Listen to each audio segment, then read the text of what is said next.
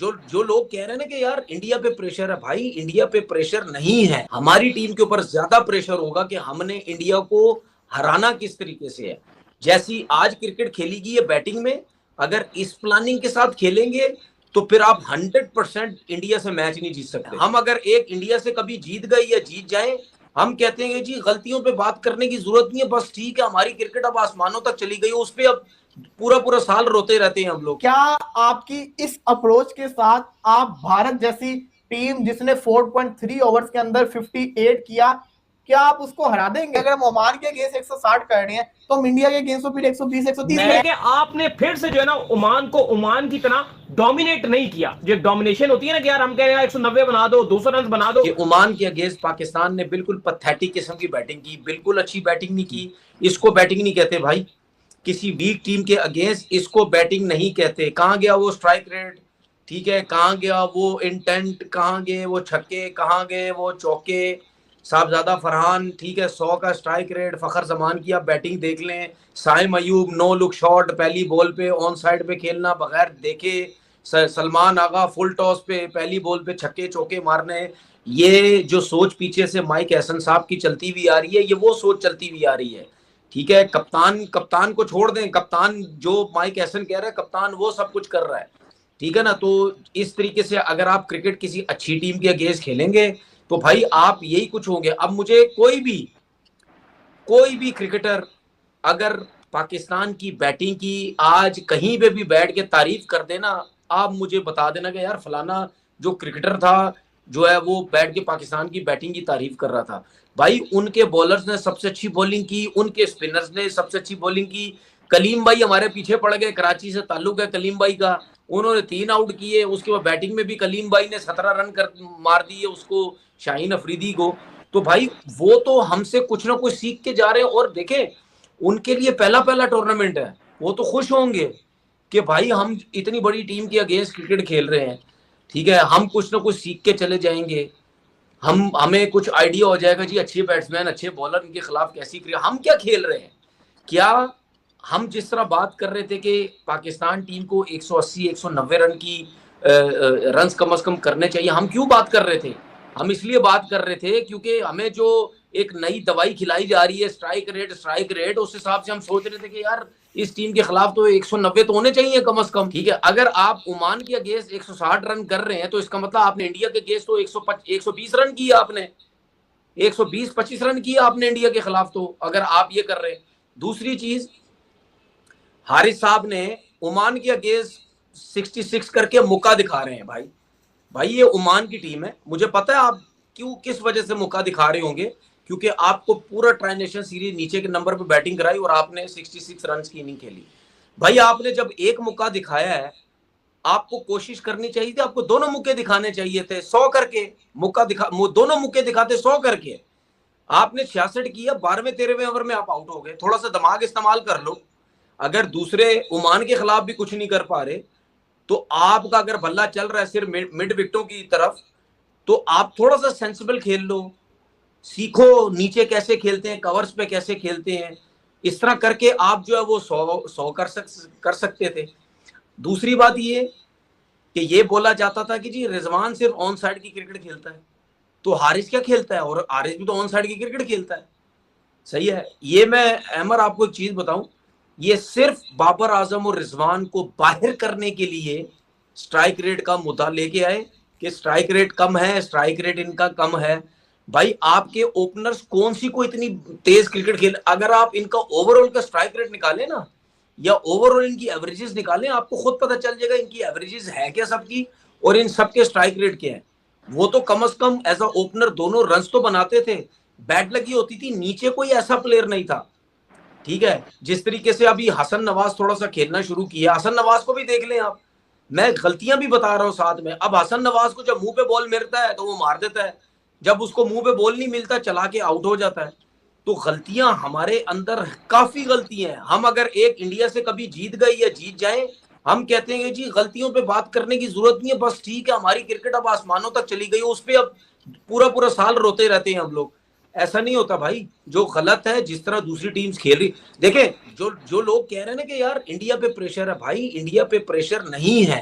ये बात माने, इंडिया पे प्रेशर नहीं है। अच्छी टीम के ऊपर कभी भी प्रेशर नहीं होता जब वो अपने से वीक टीम के अगेंस्ट खेलती है। वो कभी भी प्रेशर नहीं होता भाई, हमेशा वीक टीम के ऊपर प्रेशर होता है।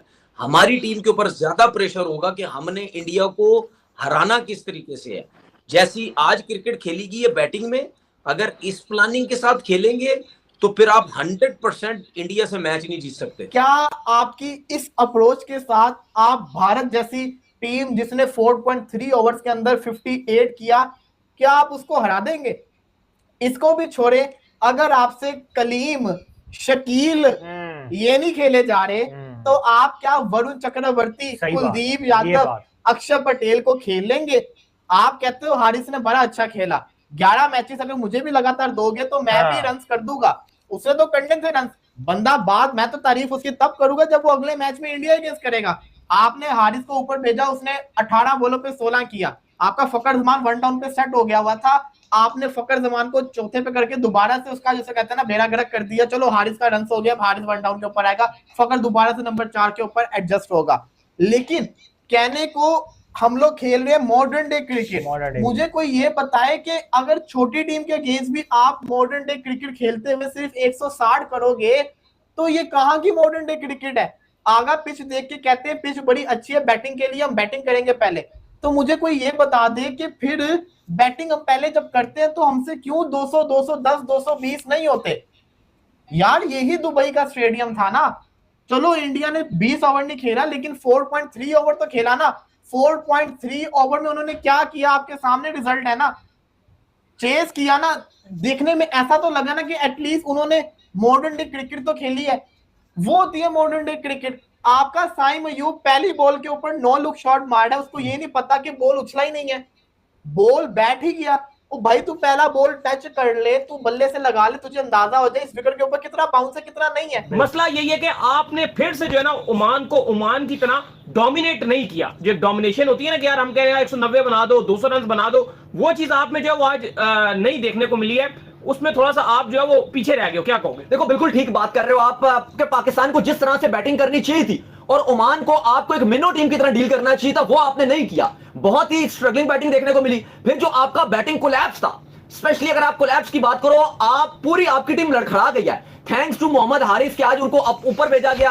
और हम बार बार बात कर रहे थे कि आप जिस नंबर पे हारिस को खिला रहे हो वो बिल्कुल बेकार है, वो बिल्कुल उनके उस नंबर का कोई काम ही नहीं है, बिल्कुल यूजलेस थे। तो अच्छा ये किया कि आप उनको नंबर 3 पे बनाए भेजा। प्लेइंग 11 में आपने अच्छा काम किया कि भाई आपने सबसे अच्छा काम ये किया कि आपने सुफियान और इमरान दोनों खिलाया। इस मैच से अगर आपकी ये परफॉर्मेंस रहेगी तो फिर अगले मैच में हमारा क्या हाल होगा? क्योंकि आपने बैटिंग की है पहले। अगर आप बैटिंग करो तो एटलीस्ट 190 तो करो, 190 180 तो करो, जो यहाँ पे अच्छा स्कोर नजर है कि हम कुछ तो कह सके। अब अगर आप इनके अगेंस्ट 160 कर रहे हो तो आपकी, अब आप जैसे मुझे कह रहे थे कि पाकिस्तान को इंडिया अगेंस्ट पहले बल्लेबाजी करनी चाहिए, तो अगर हम इंडिया अगेंस्ट पहले बल्लेबाजी करें, अगर हम ओमान के अगेंस्ट 160 कर रहे हैं तो हम इंडिया के अगेंस्ट तो फिर 120 130 करेंगे। उस कंडीशन में कह रहा था कि आपसे चेज नहीं होने वाला। उमर भाई ये तो अगर आज इनको 220 मारते तो हम जिसको कहते हैं फकर से कह सकते थे अगर पहले बैटिंग करेंगे 180 90 तो आएगा ना। तो आप मुझे बताओ कि इंडिया अगेंस्ट चेज कर लोगे आप? आपके पास बाबर रिजवान नहीं है। मैं तो बल्लेबाजी से उम्मीद कर ही नहीं रहा, मैं तो बॉलर के ऊपर सारा मैच लेके गया हूं कि कुछ मेडिकल हो जाए किसी तरीके से, जो हमारे बॉलर्स हैं वो 120 125 पे इंडिया को आउट कर लें तो हम चेस कर जाएंगे। ये एक कंडीशन अलग है। यहाँ पे तो काम ही सारा का सारा खराब हुआ है। ओमान और पाकिस्तान के बीच खेले गए मैच में पाकिस्तान ने टॉस जीतकर पहले बैटिंग करते हुए सिर्फ 160 रन बनाए और ओमान की टीम 67 रन पर ऑल आउट हो गई। पाकिस्तान मैच ज़रूर जीत गया है, लेकिन पहले बैटिंग करते हुए पाकिस्तान की जो अप्रोच थी उससे अब पाकिस्तान पर सवाल खड़े हो गए हैं कि ये ओमान के खिलाफ ऐसे खेल रहे हैं तो भारत के स्पिनरों के खिलाफ कैसे बैटिंग करेंगे, क्योंकि ओमान के स्पिनर और भारत के स्पिनरों में बहुत फ़र्क है, बहुत क्या ज़मीन आसमान का फ़र्क है। तनवीर अहमद शुरू से ही कह रहे हैं कि भारत की टीम बहुत मजबूत टीम है और वो हर टीवी शो में यही बात करते हैं कि इस एशिया कप में जो भी टीम इंडिया को हराएगी वो अपसेट होगा, चाहे वो कोई टीम हो। अब कुछ लोग बोल रहे हैं कि भारत की टीम पर प्रेशर बहुत है क्योंकि भारत से उम्मीदें ज़्यादा हैं और पाकिस्तान की टीम भी कमज़ोर है और पाकिस्तान से जीत की उम्मीद भी कम है और वो हर बार जीतता भी भारत है, इसलिए भारत के ऊपर ज़्यादा प्रेशर है और पाकिस्तान के ऊपर कोई प्रेशर नहीं होगा। लेकिन तनवीर अहमद कहते हैं कि मैं उन लोगों को बता देता हूं जो बोल रहे हैं कि भारत पर बहुत ज़्यादा प्रेशर है। भारत पर प्रेशर नहीं है बल्कि पाकिस्तान पर ज़्यादा प्रेशर है, क्योंकि हम उनसे जीतते ही कभी कभार हैं। और इंडिया पर प्रेशर इसलिए नहीं होगा क्योंकि वो एक मजबूत टीम है, और मजबूत टीम जब भी वीक टीम के खिलाफ खेलती है तो वो प्रेशर नहीं लेते हैं। तो तनवीर अहमद का ये कहना है कि प्रेशर पाकिस्तान पे ज़्यादा है, ना कि भारत पे। अभी तनवीर अहमद कहते हैं कि आप भारत की बैटिंग देख लो, आप किस किस खिलाड़ी को आउट करोगे, शुरू से लेकर 7वें 8वें नंबर तक भारत बैटिंग है। और उसके बाद फिर आप भारत के स्पिनर देख लो, उनके बॉलर देख लो, जसप्रीत बुमराह भी हैं, और स्पिन में फिर कुलदीप यादव, वरुण चक्रवर्ती, अक्षर पटेल। तो भारत के पास सबसे मजबूत स्पिन अटैक है। तो तनवीर अहमद का मानना है कि इस टाइम पर प्रेशर पाकिस्तान पे है। तो तनवीर अहमद की इस बात से आप कितना सहमत हैं, कमेंट बॉक्स में अपनी राय दीजिए। और वीडियो अच्छी लगे तो लाइक कर देना और चैनल को सब्सक्राइब कर देना। धन्यवाद।